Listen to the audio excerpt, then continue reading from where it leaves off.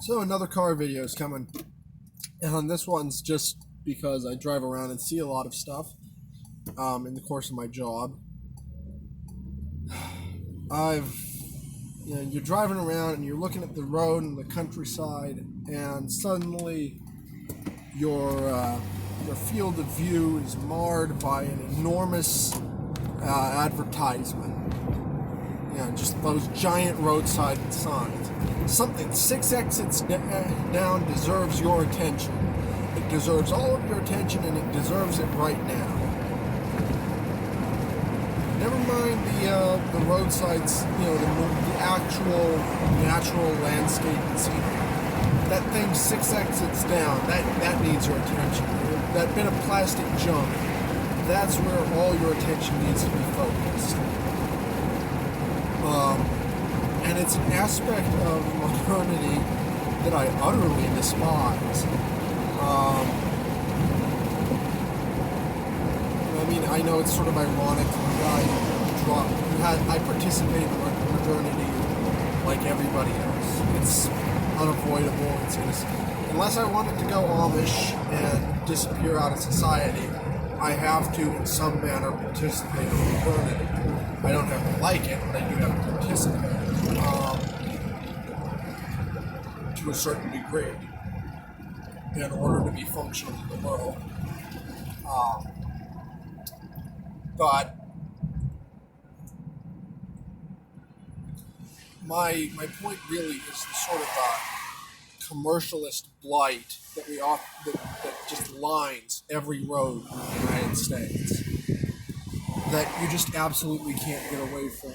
Or, at high speeds everything might seem nice, but park and you'll notice, come to a stop and you'll notice all the weird little bits of plastic trash all over the place. Just discarded out the window from passing motorists who just don't care. And so, the litter along the side of major roads is insane. There's nothing that I can compare it to adequately get across how bad the problem is. And so while I'm not per se an environmentalist,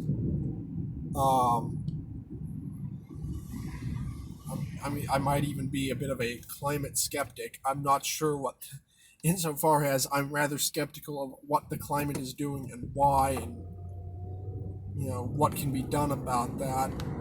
I do consider myself a naturalist, and I have a conservationist spirit about me. So I also deeply want to cut back on pollution. Those two things can be true at once. I can think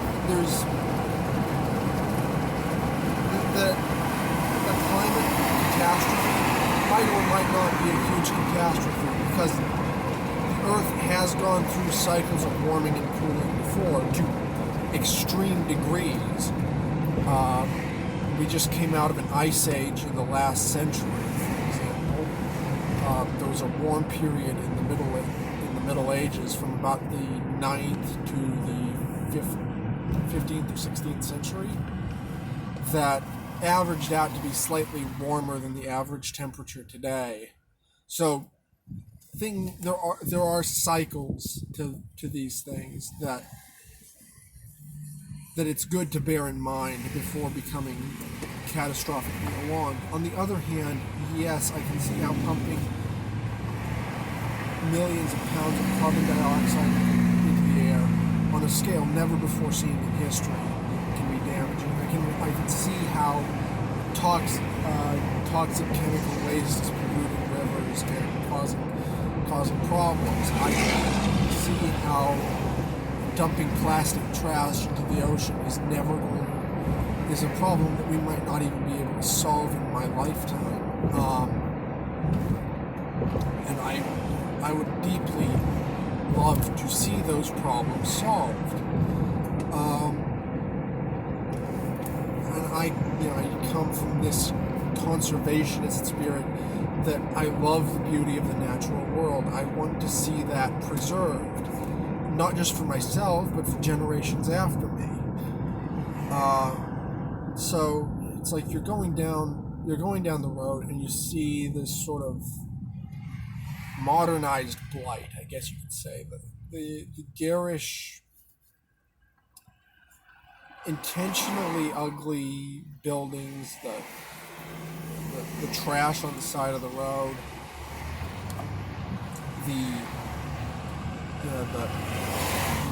the advertisements for products that nobody wants or needs. And I can't say I want commerce to stop. Commerce is good. It puts money in my pocket to do what I need to do in my life. But I wish there was a way to go about it with more tact and taste and goodwill and a better harmony of spirit, I guess you could say.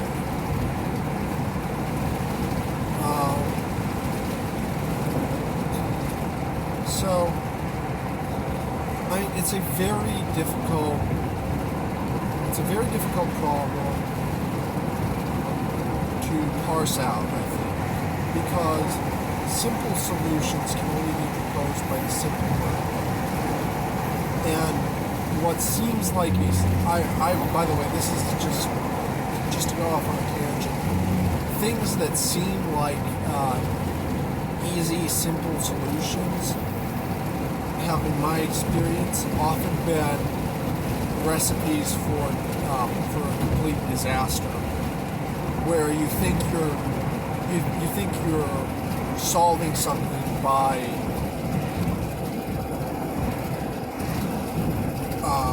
shutting down something, whatever, and then you indirectly cause even worse problems. So now, instead of trying to deal with just the one problem, now you have to parse out two problems. And thinking that you can solve the climate crisis, for example, by having the Western world shut down functionally is I think naive, but I can understand the appeal of it. Now, I'm not here to make pronouncements one way or the other, and I'm certainly not here to suggest a political solution. Well, I have a video on my political views, or rather, not on my personal political views, but rather on how I view the function of politics. So you can go and watch that one, and you'll understand why I want to avoid a political solution. However, I think a cultural shift is needed, or will be needed in the very near future. And I think that in my opinion, a return to old traditions is what would eventually save our world, both our culture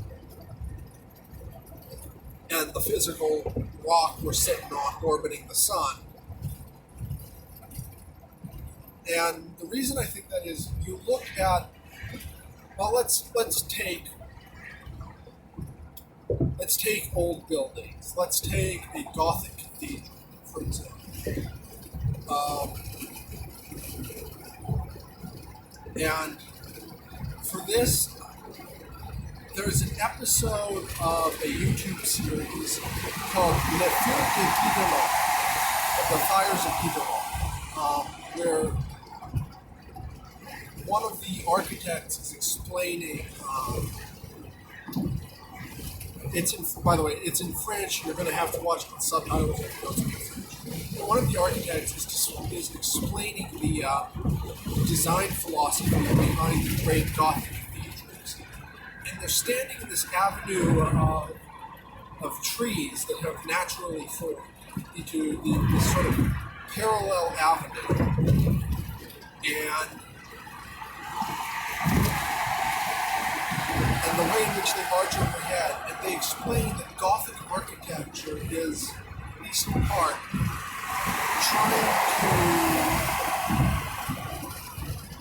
trying to replicate that in stone, to take natural beauty and work it into the works of men's hands. So there is a harmony and a congruence between the geometry of the architecture and the natural geometries found in the world. And it was beautiful, for want of a better word. And then you can also go and look at medieval houses and the way in which they're constructed, and the fact that several of them, I believe there are several 14th century houses which are still occupied to this day. They've just been updated to have electricity and plumbing piped in, but they have this appearance that is congruous with the natural world, and this comes from using natural materials and such. And I think, personally, that if we could draw ourselves more into that mindset, a lot of into the mindset both of the architects of the cathedrals and of the builders of small houses of the past, I think we could draw out of that a more humane sense of the world.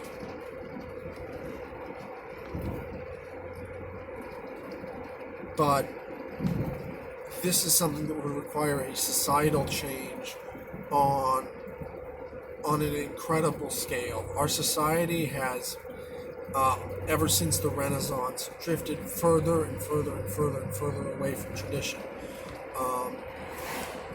And since the Reformation, there's been a fractious spirit and an increasing desire to break away further and further and further from tradition, which leads to modernist and postmodernist, atheist and nihilistic philosophies, which are very real, which in a very real way are children of the Reformation. Whether they like that fact or not, that remains as an actual truth. So I don't know what can fix that fracturing, but if some way could be found to fix that break,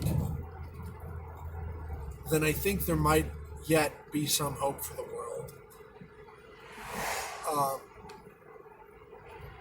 It's just that I don't know how that could be done. Now, I think a better education in history would go great lengths towards fixing the modernist crisis.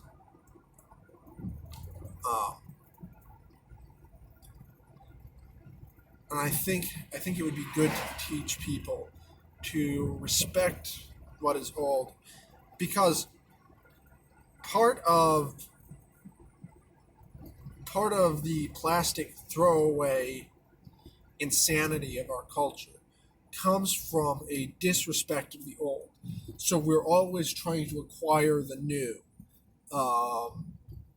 and discard the old in every aspect of our lives. And so, and we're taught this almost from birth. We always want more new stuff,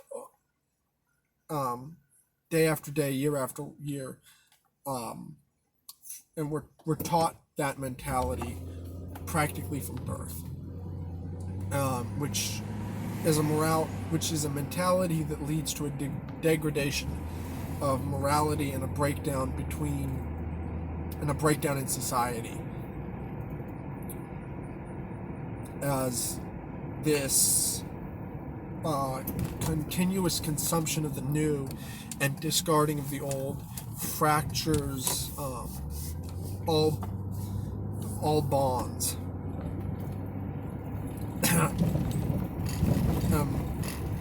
By the way, bonds there does not mean like being bound or tied in the negative connotation, but sort of the bonds of fellowship that hold society together are being burst asunder, and eventually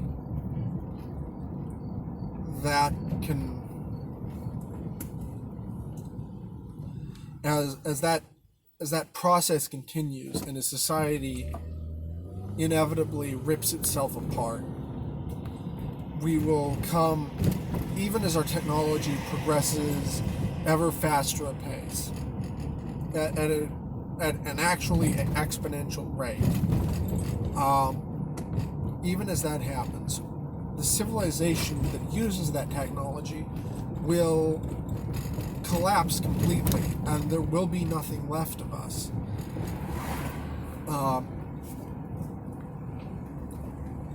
We're starting to see the breakdown of identity within the individual. So we break down identity to the individual, and now in this modern day we are starting to see the breakdown of identity even within the individual. And I don't know how society can survive that or continue much further on after it, because in the past your identity was, well, it was you as an individual, but it was also your, you were an inheritor of your ancestors. A man would be a smith because his father was a smith and his grandfather was a smith, and so on and so forth, possibly back through the ages as long as anybody could remember.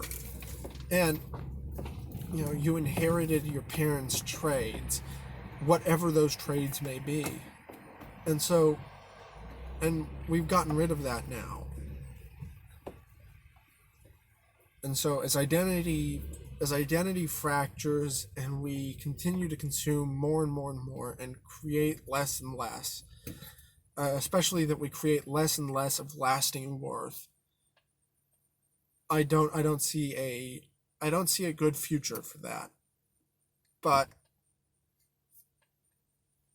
there have been revivals in the past. There have been collapses in the past too, so I don't know if I should be hopeful or not. But any rate, hopefully there will be a revival. Anyways, talk to you later. Bye.